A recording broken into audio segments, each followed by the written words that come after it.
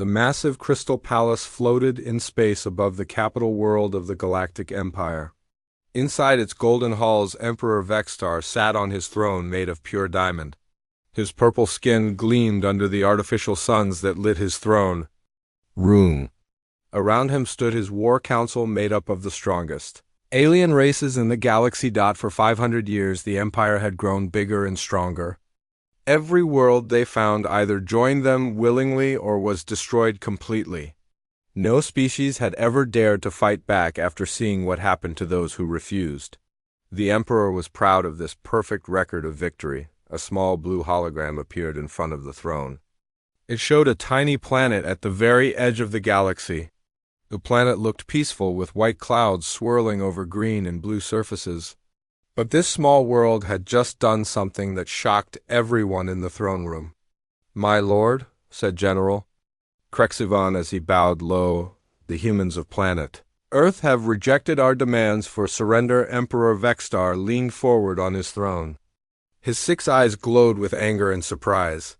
"They what?" he asked in a voice that made the whole room shake. "The humans sent back our messenger ship with this message," the general continued. "They said they will never bow to tyrants and that we can go back where we came from." The emperor stood up from his throne.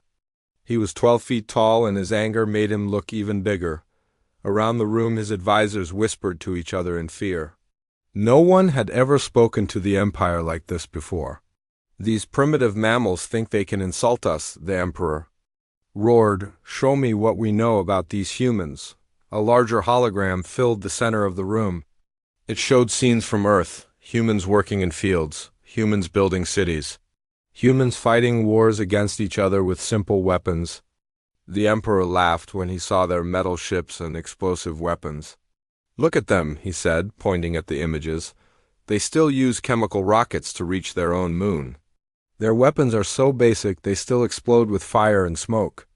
How dare these cave dwellers challenge the might of our empire?" Admiral Korth stepped forward. He was the emperor's favorite war leader because he had never lost a single battle. His red armor was covered with medals from 1,000 victories. "My lord, let me take 50 battleships to their world. I will make them regret their foolish words." "Only 50 ships?" asked the emperor with a cruel smile. "Are you sure that is enough for these mighty humans?" The whole room laughed at the joke. 50 imperial battleships could destroy entire solar systems. Each ship carried enough firepower to turn a planet into space dust. Against such power, these humans with their primitive technology would last maybe a few hours at most. "My lord," Admiral Korth replied, 50 ships is more than enough. I could probably do it with just 10 ships, but I want to put on a good show for the rest of the galaxy. When other worlds see how quickly we crush these rebels, no one else will ever think about defying us again." The emperor nodded his approval. "Very well, Admiral. Take your 50 ships and destroy this Earth completely. Leave nothing behind but floating rocks. Let the galaxy know what happens to those who dare to mock our power," while the Empire prepared for what they thought would be an easy victory. Something very different was happening on Earth. In the Great Assembly Hall of the United Nations, President Lee Dong-ho stood before representatives from every country on the planet. The alien message had been clear and simple. Surrender now or face total destruction. President Lee was not a tall man, but when he spoke, everyone listened. He had led his country through 3 wars and 2 natural disasters. His people trusted him because he never backed down from a fight when he knew he was right. "Fellow humans," he began, "today we face a choice that will decide the future of our species. We can kneel before these alien tyrants and hope they treat us kindly. Or we can stand up and fight for our freedom like our ancestors did before us." The hall was completely quiet. Everyone knew this was the most important decision in human history. Some representatives looked scared, others looked angry, but all of them waited to hear what their leader would say next. "I have read the alien demands," President Lee continued. "They want us to give up our weapons. They want us to stop exploring space. They want us to become slaves in our own world. They promise to let us live if we obey without question." He paused and looked around the room, meeting the eyes of as many people as he could. I say we give them our answer the same way our grandfathers answered the tyrants of their time. We will not surrender, we will not bow. If they want our world, they will have to take it from our cold dead hands. The hall exploded with cheers and applause. Every representative stood up clapping and shouting their agreement. They knew the odds were hopeless. They knew they would probably all die fighting. But they also knew that some things were worth dying for, and freedom was at the top of that. List. In a secret laboratory deep underground, Dr. Kim Hae-jin worked frantically with her team of scientists. 3 months ago, a small alien scout ship had crashed in the mountains of Korea. The government had kept it secret while the best minds on Earth studied the wreckage. What they found changed everything they thought they knew about their situation. The alien technology was certainly more advanced than human science, but it was not as advanced as they had expected. More importantly, the aliens seemed to rely completely on their technology. They had become so dependent on their machines that they had forgotten how to adapt and improvise. Look at these weapon systems, Dr. Kim said to her assistant. They are incredibly powerful, but they all work the same way. They use the same energy frequency for everything. If we can build devices that use that same frequency, we might be able to trick their sensors. Her assistant, Dr. Park Min-young, looked excited. You mean we could make our weapons invisible to their detection systems? Not invisible, Dr. Kim replied, but we could make them look like something harmless. A missile could look like a piece of space junk. A fighter plane could look like a communication satellite. They would never see the attack coming until it was too late, while the scientists worked to level the playing field. Soldiers all across Earth prepared for the fight of their lives? General Park Tae-won had been put in charge of all military forces on the planet. He was a veteran of many conflicts, and he understood that winning was not always about having better weapons. Sometimes it was about having a stronger will to fight. In factories around the world, ordinary people worked day and night to build weapons and equipment for the coming battle. Factory worker Choi Min-ho had never thought he would help fight aliens, but he modified mining equipment into missile launchers with pride. These aliens picked the wrong species to mess with, he told his co-workers. Teacher Yang So-young helped evacuate children from the cities while teaching them songs about brave heroes from human history. She wanted them to remember that their people had always found ways to survive against impossible odds. We humans are like weeds, she told her students. We grow anywhere and we are very hard to kill. Old veteran Nam Ki-tae cleaned his rifle one more time. He had fought in 2 wars already and thought his fighting days were over. But when aliens threatened his grandchildren, he picked up his weapon again. I may be old, he said, but I can still shoot straight. All across Earth similar scenes played out. Humans who had never met each other united for one common cause. They did not care about skin color or language or religion. They cared only about one thing: keeping their world free from alien tyrants who thought they could take whatever they wanted. The Galactic Empire expected an easy victory against primitive humans who barely knew how to leave their own planet. They had no idea they were about to face the most dangerous species in the galaxy. Humans who had spent their entire history learning how to survive against impossible odds. Humans who would rather die fighting than live as slaves. Humans who were about to teach the galaxy that some prizes cost more than anyone was willing to pay. Admiral Korth stood on the bridge of his massive flagship, watching the blue planet grow larger on his screens. Around him, 50 of the most powerful warships in the galaxy moved in perfect formation. Each ship was over 2 miles long and packed with enough weapons to destroy a moon. The admiral smiled as he looked at the peaceful world below. White clouds drifted over green continents and blue oceans. It looked so quiet and harmless. Soon it would be nothing but burning rock floating in space. He had destroyed hundreds of worlds just like this one, and today would be no different. Open communications to the planet, he ordered his crew. Let these humans hear their doom. The communication officer pressed several buttons on his control panel. Channel open, sir. All frequencies are broadcasting your message. Admiral Korth cleared his throat and spoke in his most commanding voice. Humans of the planet called Earth, you have 1 hour to surrender completely and without conditions. Your weapons must be destroyed, your military must disband, and your leaders must present themselves for punishment. Refuse these terms, and we will turn your entire world into a lifeless wasteland. You have 1 hour to decide, the admiral closed the communication channel and leaned back in his command chair. He expected the humans to start begging for mercy within minutes. Every other species had done exactly that when faced with the awesome power of an imperial fleet, but the response that came was not what he expected at all. Instead of words, the humans answered with action. All across the planet, hidden doors opened. In the ground, revealing missile silos that had been built in secret, hundreds of sleek rockets rose into the sky, trailing fire and smoke behind them. The missiles moved faster than anything the admiral had ever seen from such a primitive world.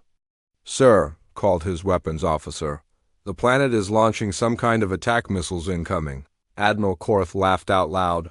"Missiles from these cave dwellers activate our defensive shields. Those primitive weapons cannot possibly hurt us." The blue energy shields flickered to life around each Imperial ship. These shields had protected the fleet through 1,000 battles against advanced alien weapons. No primitive human technology could possibly penetrate such advanced defenses, but Dr. Kim Hyjin had spent months studying the crashed alien scout ship. She had learned exactly how their shields worked, and more importantly, she had found their weakness. The missiles climbing toward the fleet carried special warheads that broadcast the same energy frequency as Imperial ships. To the alien sensors, each missile looked like a friendly vessel asking for permission to dock. The first missile struck Admiral Korth's flagship right in the center of its hull. The explosion was so bright it lit up the entire solar system like a new sun. 2 more battleships exploded in the same instant as modified nuclear warheads tore through their hulls like paper. "Impossible!" screamed the admiral as his bridge shook from the impact. "How did they penetrate our shields?" His sensor officer stared at his instruments in complete shock. "Sir, the missiles somehow used our own shield frequency against us. They passed right through our defenses like they were not even there." Admiral Korth felt fear for the first time in his military career. These primitive humans had just done something that the most advanced alien civilizations had never managed. They had turned Imperial technology against itself, using nothing but creativity and determination, but the surprises were just beginning. High above the planet, Commander Li Jae-sung led a squadron of modified fighter aircraft through the chaos of battle. The small ships looked like nothing special from the outside, but inside they carried technology that no alien had ever seen. Before, human engineers had taken parts from the crashed scout ship and combined them with Earth fighter jets. The result was something completely new: fast, agile ships that could outmaneuver anything the Empire had ever built. More importantly, the human pilots flew these ships with an unpredictable creativity that confused alien targeting computers. "Dragon Squadron, this is Dragon Leader," Commander Lee spoke into his radio. "Remember, we are not trying to win today. We are showing these aliens that we will not die quietly." His pilots answered with cheers and war cries as they dove into the massive alien fleet. The small human ships moved like angry insects swarming around the huge Imperial battleships. Their weapons were not powerful enough to destroy the alien ships, but they did not need to destroy them. They just needed to hurt them badly enough to make a point. Fighter pilot Kim Soo-jin rolled her aircraft under the belly of an alien cruiser and fired all her missiles into its engine ports. The explosions did not destroy the ship, but they disabled its main power, leaving it drifting helplessly in space. "That is for threatening our children," she said as she flew away looking for another target. On the surface of Earth, the real battle was just beginning. Massive alien drop ships descended through the atmosphere carrying thousands of soldiers in advanced armor. These were the elite troops of the Galactic Empire, veterans who had conquered hundreds of worlds without ever facing serious resistance. Colonel Kang Ga-won watched the alien ships landing from her hidden command post in the mountains outside Seoul. She had spent months preparing the city for this moment. Every street, every building, every sewer tunnel had been turned into a potential weapon against the invaders. The first alien patrol entered the city, expecting to find terrified civilians hiding in their homes. Instead, they found empty streets that seemed to watch them with invisible eyes. The aliens moved carefully through the abandoned neighborhoods, not understanding that they were walking into a carefully prepared trap. Student activist Ju Da-yoon crouched in the basement of her university watching the alien soldiers march past her window. She was 19 years old and had never held a weapon before this war started. But she had learned quickly how to make explosives from household chemicals, and how to trigger them from a safe distance. She waited until the entire alien patrol was directly over the charges she had planted in the subway tunnel below. Then she pressed the button on her radio detonator. The explosion shook the entire city block as 20 alien soldiers disappeared in a cloud of fire and smoke. "Welcome to Earth," she whispered as she gathered her equipment to move to the next ambush point all across. Similar scenes played out as human defenders struck from shadows and disappeared before the aliens could react. Shopkeeper Park Hun-ki used his knowledge of the city sewers to move unseen beneath the streets. He would pop up behind alien patrols, shoot them with a hunting rifle, and vanish back underground before they knew what hit them. Taxi driver Lim Sang-wook had converted his vehicle into a mobile bomb. He drove up to alien checkpoints pretending to surrender, then triggered the explosives packed in his trunk. His sacrifice took out an entire alien command post and inspired other civilians to similar acts of desperate courage. The alien soldiers had never faced anything like this before. On every world they had conquered, the local population either fought them in open battle where superior alien weapons won easily or surrendered without resistance. But humans seemed to treat war like a deadly game where creativity mattered more than superior equipment. By nightfall, Admiral Korth stared at his casualty reports in complete disbelief. 7 of his mighty battleships had been destroyed by primitive human weapons. Thousands of his best ground troops were dead or missing. Worse yet, the humans seemed to be enjoying themselves as they fought for their lives. His communication officers had intercepted human radio chatter filled with laughter and jokes about hunting aliens. What kind of insane species made jokes while fighting a war they could not possibly win against an enemy with vastly superior technology? "Sir," said his chief of staff, "should we request reinforcements from the home fleet?" Admiral Korth felt his pride fighting with his common sense. Asking for help against primitive humans would destroy his reputation and probably end his career. But losing his entire fleet would be even worse. "Send a message to Emperor Vextar," he finally said. "Tell him we need immediate reinforcements. These humans are not what we expected." As the first day of war ended, both sides prepared for what would come next. The Galactic Empire had learned that humans were far more dangerous than anyone had imagined. The humans had learned that aliens could be beaten if you were clever enough and brave enough to try, but this was only the beginning. The real war was just starting, and it would change the galaxy forever.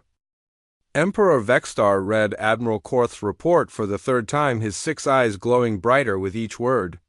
Around his throne room, the War Council stood in uncomfortable silence. No one wanted to be the first to speak about this impossible situation. 7 battleships, the Emperor said slowly. 7 of our most powerful warships destroyed by primitive human weapons, and you want me to send reinforcements? Admiral Korth appeared as a hologram before the throne, his image flickering with the poor quality of long-distance communication.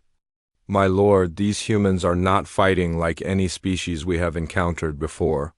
They use tactics we have never seen, weapons we did not expect, and they seem to have no fear of death at all."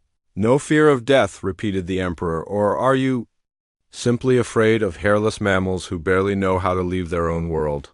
The Admiral's hologram straightened with wounded pride. "My lord, I have served the Empire for 40 years and conquered over 300 worlds. I am not afraid of any enemy. But these humans are different. They fight with a creativity that makes no tactical sense, yet somehow it works. Against us." Emperor Vextar stood up from his throne and began pacing around the room. His advisors watched nervously as their leader worked through his anger and surprise. Finally, he stopped and pointed at his greatest military commander. "Grand Admiral Nexfer, you will take 300 ships to this Earth and end this rebellion once and for all." I do not care if you have to crack the planet in half. Bring me their world as a burning cinder so the rest of the galaxy can see. What happens to those who defy our power? Grand Admiral Nexver bowed deeply. It will be done, my lord. 300 ships should be more than enough to handle whatever tricks these humans have learned.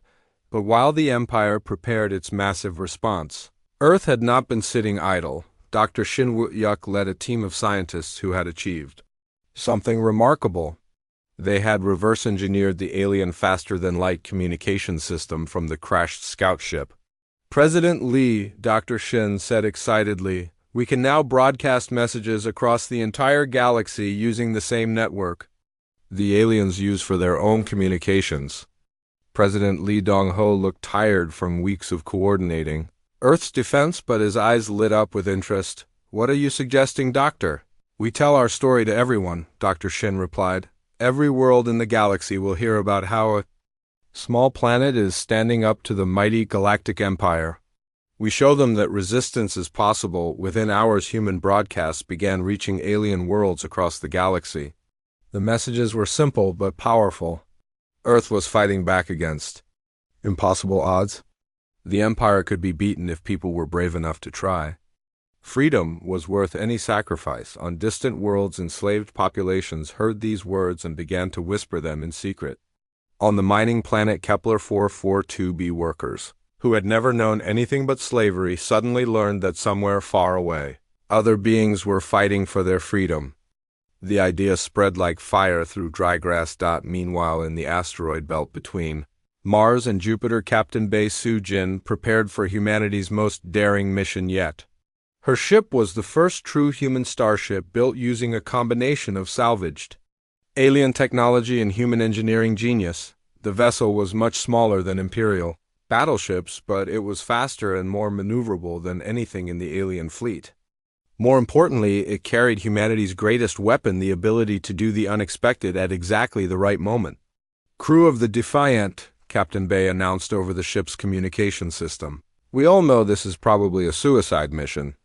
But if we succeed, we will show the galaxy that humans can fight among the stars as well as we fight on our home ground. Her crew of volunteers included former airline pilots, converted fighter aces, and civilian engineers who had learned to maintain alien technology through trial and error. None of them had formal space combat training, but all of them had something more valuable. They had the human ability to adapt and improvise under pressure. When Grand Admiral Nexver's fleet arrived at Earth, they found something they did not expect. The planet was surrounded by a ring of debris from the first battle, but the wreckage was moving in strange patterns around the world. Sir, reported the fleet's sensor officer, the debris field appears to be organized somehow. I am detecting weapon signatures throughout the wreckage. The Grand Admiral studied the tactical displays with growing concern. Somehow, the humans had converted the remains of destroyed alien ships into orbital defense platforms. Automated weapon systems programmed with human tactical creativity opened fire immediately as the Imperial fleet approached. Impossible, muttered the Grand Admiral. They turned our own ships against us even after we destroyed them. The battle that followed was unlike anything in the recorded history of galactic warfare. Human defenders had learned from their first encounter with Imperial forces. This time they were ready with weapons and tactics specifically designed to exploit alien weaknesses. Engineer Jun Seok had worked for months converting civilian spacecraft into improvised warships. Cargo haulers became missile platforms packed with nuclear weapons. Passenger liners carried teams of Marines ready to board enemy vessels. Even garbage collection ships were armed with improvised weapons built from industrial equipment. The Imperial fleet's advanced sensors could not distinguish between military and civilian targets because humans had turned everything into a potential weapon. A seemingly harmless communications satellite would suddenly reveal itself to be a missile launcher. An innocent-looking cargo ship would open fire with weapons that had been hidden inside shipping containers. Captain Bae Soo-jin led the human starship squadron through the chaos of battle, moving like a pack of wolves hunting much larger prey. The Small human vessels were vastly outnumbered, but they used the debris field as cover, appearing suddenly to strike at enemy ships, then disappearing before the aliens could respond. "All ships, this is Captain Bay," she broadcast to her pilots. "Remember, we are not trying to destroy their entire fleet today. We just need to hurt them badly enough to make them think twice about underestimating us." Fighter pilot Park Min-jin dove his converted spacecraft under the belly of an alien cruiser and fired a spread of missiles into its shield generators. The explosions created a gap in the ship's defenses, just long enough for Captain Bay to follow up with a direct attack on the vessel's bridge. On Earth's surface, the alien occupation had become a nightmare for the Imperial forces.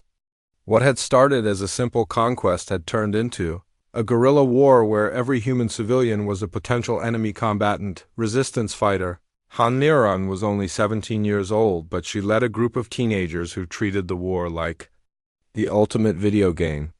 They had grown up playing strategy games and first-person shooters. Now, they applied everything they had learned to real combat against alien invaders. "Remember," she told her squad as they prepared to attack an alien supply depot, "we are not trying to win by force.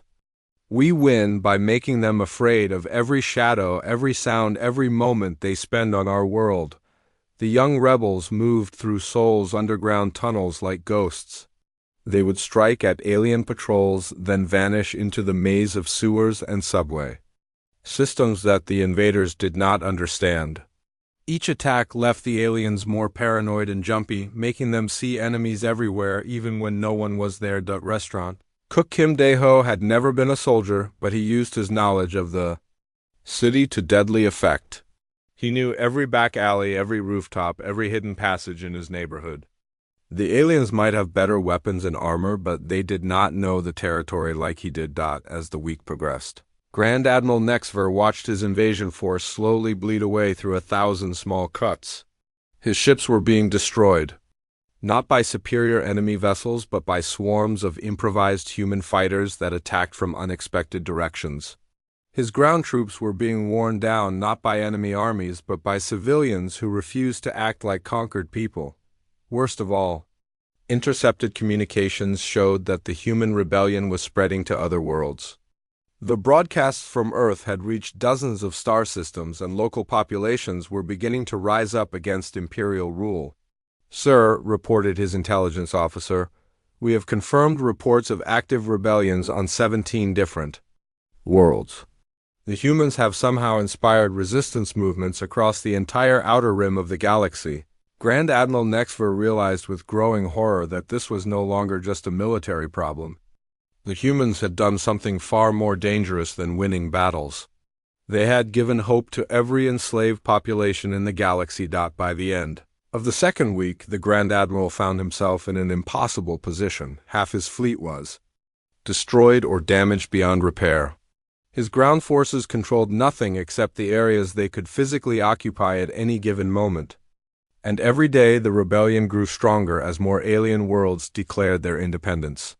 "Send a message to the Emperor," he finally ordered. "Tell him that these humans have created something we cannot stop with military force alone.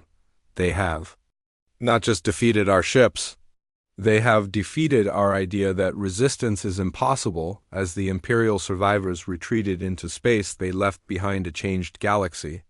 The Galactic Empire was discovering that some ideas are more powerful than any weapon.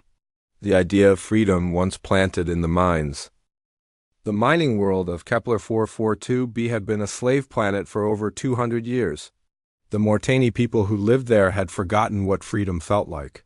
They worked in the deep mines extracting rare crystals for the Galactic Empire 18 hours every day, until their bodies gave out from exhaustion. But then the human broadcasts reached their world. Worker Velmer III had been born in the mines, just like his father and grandfather before him. He had never seen sunlight, never breathed fresh air, never made a choice about his own life. But as he listened to the crackling radio hidden in the depths of the mine shaft, he heard something that changed everything. "People of the galaxy," came the voice from distant Earth, "you do not have to live as slaves. Freedom is not something others give you. Freedom is something you take for yourself when you decide you have had enough. Velmar looked around at his fellow workers. Their faces were covered with crystal dust and their bodies were bent from years of hard labor. But in their eyes he saw something new. He saw hope. "Did you hear that?" he whispered to his friend Corval. "There is a world out there fighting the Empire and winning." Word spread through the mining tunnels like wildfire. The humans of Earth were proving that the Empire could be beaten. If a primitive species with simple weapons could destroy Imperial battleships, then maybe the enslaved peoples of the galaxy could fight. Back to on the Imperial capital world Emperor. Vexstar paced his throne room in barely controlled rage. Reports were flooding in from across his empire. 17 worlds had declared independence. 12 more were reporting serious unrest. 3 major trade routes had been disrupted by rebel activity. "How is this possible?" he roared at his advisors. "We are talking about one insignificant planet, populated by backwards mammals. How have they managed to threaten our entire civilization intelligence?" Minister Kexelon stepped forward with obvious reluctance. "My lord, our analysis suggests that the humans have done something unprecedented. They have weaponized hope itself. Every world that hears their story begins to believe that resistance is possible, then we silence their broadcasts." The Emperor snapped, "Jam their communications, destroy their transmitters, cut off their ability to spread this poison." "We have tried, my lord," the minister replied, "but they have learned to use our own communication networks against us. Every time we shut down one transmission point, they create 10 more. Their message is spreading faster than we can stop it." The Emperor slammed his fist against his throne, cracking the diamond armrest. "Then we end this at the source. Prepare the Annihilator fleet. If we cannot rule the galaxy through respect, then we will rule it through terror." Back on Earth, Dr. Yuna Young worked frantically in her new laboratory built inside a hollowed-out asteroid. Her team had achieved another breakthrough that would change the course of the war. They had learned to hack directly into Imperial computer networks, turning the Empire's own technology against itself. "President Lee," she reported via secure communication, "we can now access their fleet coordination systems. We can make their ships receive false orders, disrupt their navigation, even shut down their weapons during combat." President Lee Dongho smiled for the first time in weeks. "Dr. Yu and your team may have just given us the key to victory.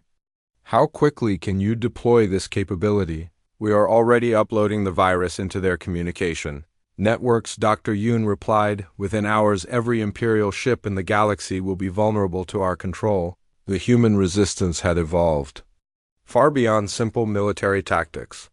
They were now fighting a war of information and inspiration that reached into the heart of the Empire itself. On dozens of worlds, enslaved populations began to organize, resist, and dream of freedom. Lieutenant Commander Seo In-ho commanded one of the new generation of human warships.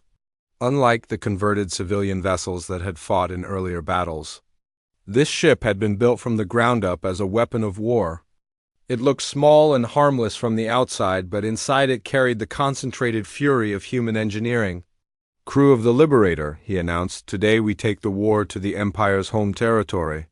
Our mission is to show every enslaved world in this sector that their oppressors can be beaten." His ship was part of a new strategy developed by human military planners. Instead of trying to match Imperial firepower, they would be faster, smarter, and more adaptable than anything the galaxy had ever seen.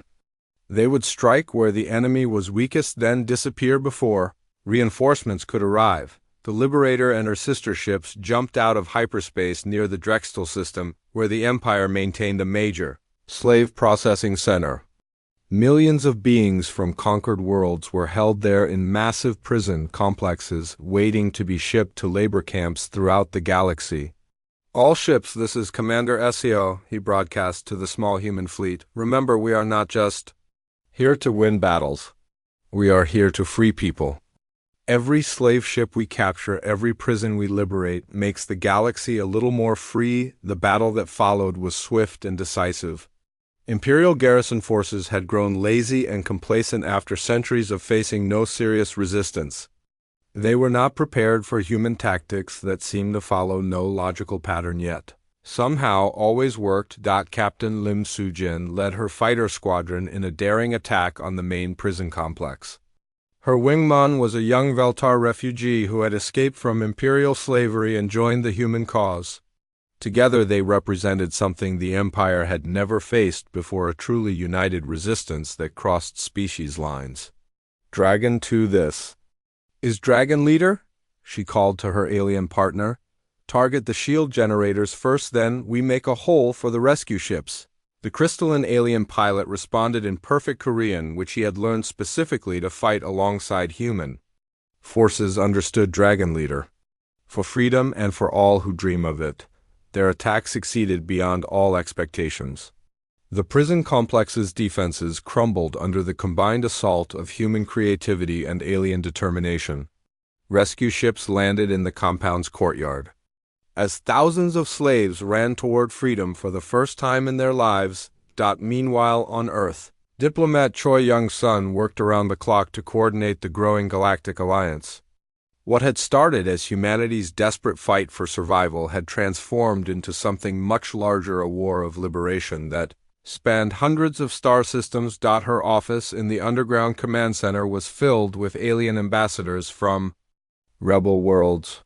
Species that had been enemies for millennia now worked together, united by their shared hatred of imperial tyranny and their admiration for human courage. Friends, she addressed the gathered representatives, we stand at a turning point in galactic history. For the first time in 5 centuries, the Empire is retreating. Worlds are declaring independence. Slaves are becoming free. But we must not become overconfident. The Emperor still commands vast resources, and he will not surrender without a final desperate battle. Ambassador Terval of the liberated Kepler system stood to speak. The human delegation speaks wisdom. Our worlds are free, but freedom must be defended. We pledge our fleets to the common cause. Similar pledges came from representatives of dozens of species. The galaxy was witnessing something unprecedented, a voluntary alliance of free worlds united. Not by conquest, but by choice. The Empire's greatest weapon had always been the belief that resistance was futile. But humans had proven that belief wrong, and now that proof was spreading like a virus through every corner of Imperial space on the Imperial capital world. Emergency sessions of the War Council continued day and night as the situation deteriorated. Further, Fleet Admiral Drexmore arrived with the survivors of his task force looking shaken and defeated. My lord, he reported to the Emperor, the humans have achieved something we thought impossible. They have united dozens of different species in common cause against us. More disturbing, they seem to be converting some of our own people to their side. Impossible, snapped the Emperor. Our forces are absolutely loyal to the Empire, that is. What I thought too, my lord, the Admiral replied sadly, but half my crews defected during our last engagement. They said they had heard the human broadcasts and decided they no longer wanted to fight for tyranny. They wanted to fight for freedom. Instead, Emperor Vextar felt his carefully ordered world crumbling around him. For 5 centuries, the Empire had ruled through superior force and the absolute loyalty of its military. But humans had introduced a new weapon into galactic warfare, the power of moral conviction. Soldiers, who had never questioned orders, were suddenly asking why they fought. Crews who had served the Empire faithfully for generations were deserting to join the rebellion. Entire star systems were switching sides, not because they were conquered, but because they chose freedom over security. Activate the Annihilator fleet immediately, the Emperor commanded.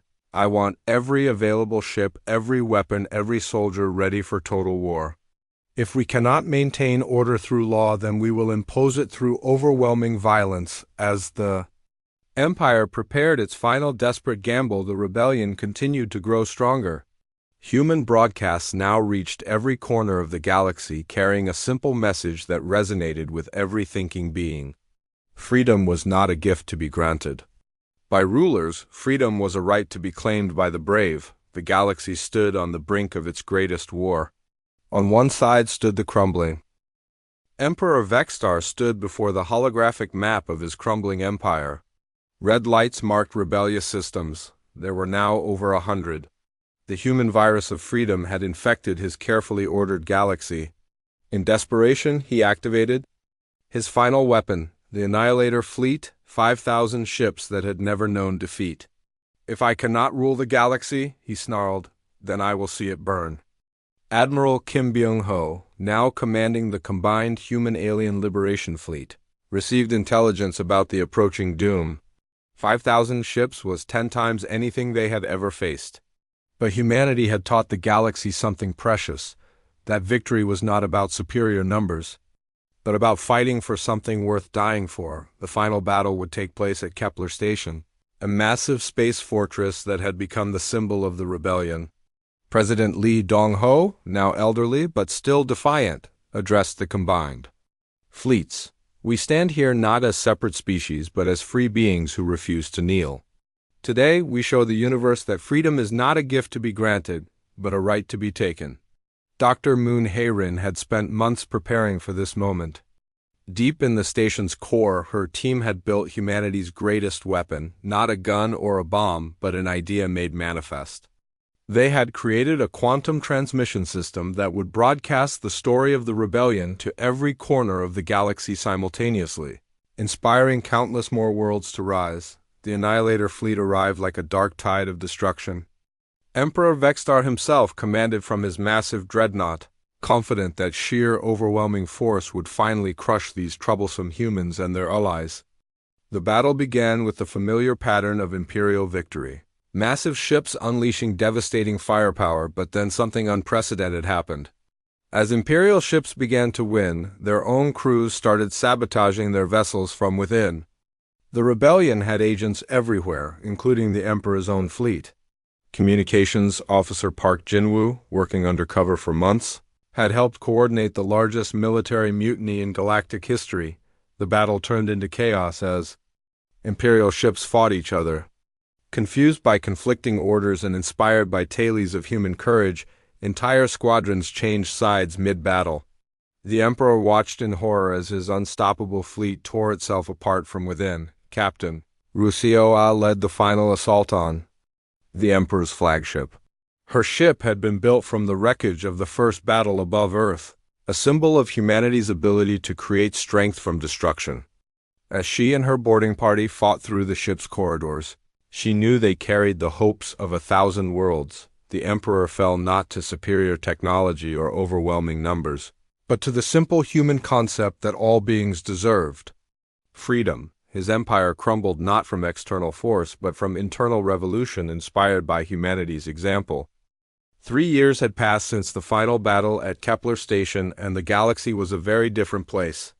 In a small prison cell on Earth, former Emperor Vextar sat at a simple wooden desk writing his memoirs. The title he had chosen was fitting. Our greatest mistake was challenging humanity. The former dictator looked much older now. His purple skin had faded to a dull gray, and his 6 eyes had lost their cruel gleam.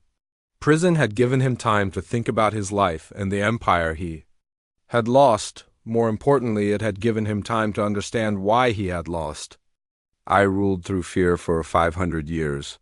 He wrote, "I believe that power came from the ability to destroy, to control, to force others to obey. But these humans taught me that true power comes from something very different. True power comes from inspiring others to choose to follow you because they believe in what you represent." The galaxy that existed outside his prison walls proved his words true every day. Where once a single empire had ruled through terror, now hundreds of free worlds cooperated through choice. The Free Worlds Alliance had grown to include over 1,000 star systems, all united by the simple principle that every being deserved the right to choose their own destiny. Ambassador Lee So-young, daughter of the late President Lee Dong-ho, worked tirelessly at the new Galactic Council to ensure that no single power could ever again dominate so many peoples. The council met on a neutral station built at the exact center of the galaxy where representatives from every member world could gather as equals. "The price of freedom," she often told new delegates, "is eternal vigilance. We must never forget how easily liberty can be lost. If we become comfortable and stop paying attention to those who would rule over us." The council chambers buzzed with Dozens of different languages as species that had been enemies for millennia now worked together to solve common problems. Trade disputes were settled through negotiation instead of warfare. Conflicts between worlds were resolved by mediation. Rather than conquest on Earth itself, the changes were just as dramatic. The planet that had once stood alone against the Empire now served as the unofficial capital of the free galaxy. Massive space elevators connected the surface to orbital shipyards, where human and alien engineers worked side by side to build the next generation of exploration vessels. Professor Kim Minna had traded her rifle for a classroom teaching alien students about human history and philosophy. Her favorite lesson was always the same, and she never tired of sharing it with wide-eyed young beings from across the galaxy. "Class," she would say, "who can tell me what makes humans different from other species?" a young Veltar student raised. One crystalline appendage, "Professor, is it because humans are the best fighters in the galaxy?" Professor Kim smiled and shook her head. "No, my dear student. Many species are stronger than humans. The Mortani can lift 10 times more weight. The Krexavan have better reflexes. The Taldani have superior technology. Then what makes humans special?" asked the curious Aeroth child whose gaseous form shimmered with confusion. "Humans are special," the professor explained, "because we never give up on what matters to us. When every logical analysis says we should surrender, when every expert says we cannot win, when every sensible person says we should quit, that is exactly when humans fight the hardest." The former imperial world struggled to adapt to their new freedom, but they had patient teachers. Human advisors like Colonel Ansangwook, who had lost his arm in the second battle, worked tirelessly to help former slave races learn how to govern themselves. "Freedom is not easy," he would tell newly liberated populations. "It means you have to make your own choices and live with the consequences. It means you cannot blame others when things go wrong. But it also means that your successes belong to you and no one can take them away." The transformation was slow and sometimes painful. Species that had been ruled by others for centuries had to learn how to rule themselves. Some worlds struggled with the responsibility of self-governance. Others made mistakes that cost lives and resources. But they learned from each failure and grew stronger with each success. Dr. Cho Hyo-jin led scientific exchanges that combined human creativity with alien precision and knowledge. The collaboration was producing technologies that neither species could have developed alone. Faster ships that could cross the galaxy in days instead of months. Medical devices that could cure diseases that had plagued entire civilizations. Clean energy systems that could power entire worlds without polluting their environments. "Science," she often said, "knows no borders and recognizes no masters. A good idea is a good idea no matter which species thinks of it first, but perhaps the most important change was harder to measure, but easier to see." Throughout the galaxy, children grew up hearing stories very different from the ones their parents had learned. Instead of tales about the inevitability of conquest and the necessity of submission, they heard stories about courage and hope and the power of ordinary beings to change the universe. On the colony world of New Korea, Captain Park Young-ho had retired from military service to become a farmer. His small house sat in a valley surrounded by fields where earth crops grew under an alien sun. But his most precious crop was not wheat or rice.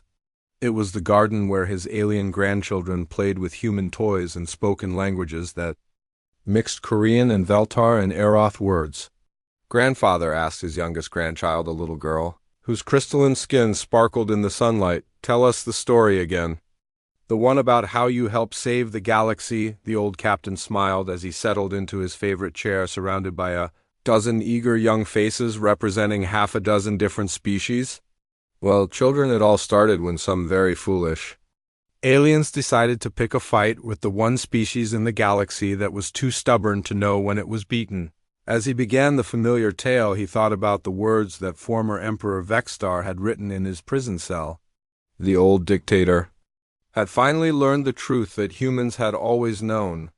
Power was not about the ability to destroy or control others. Real power was about inspiring others to be their best selves, to reach for their highest. Dreams to never give up on the possibility of a better tomorrow. The stars themselves seemed brighter now, shining down on a galaxy where every world was free to choose its own path. Humanity's greatest gift to the universe had not been their weapons or their tactics, or even their stubborn refusal to surrender. Their greatest gift had been their unshakable belief that freedom was not just possible but inevitable for any people brave enough to reach for it. Children across the galaxy fell asleep each night to stories about brave humans who had stood against impossible odds. But more importantly, they woke up each morning believing that they too could change the universe if they had enough courage and determination and hope. The galaxy was free, and it would stay free because millions of beings now understood a simple truth. Freedom was not something that others could give you or take away from you. Freedom was something that lived in your heart, and as long as it lived there, no tyrant in the universe could truly defeat you. And somewhere on a small blue planet that had started it all, new children were being born who would grow up in a galaxy where anything was possible if you were brave enough to dream it and determined enough to make it real.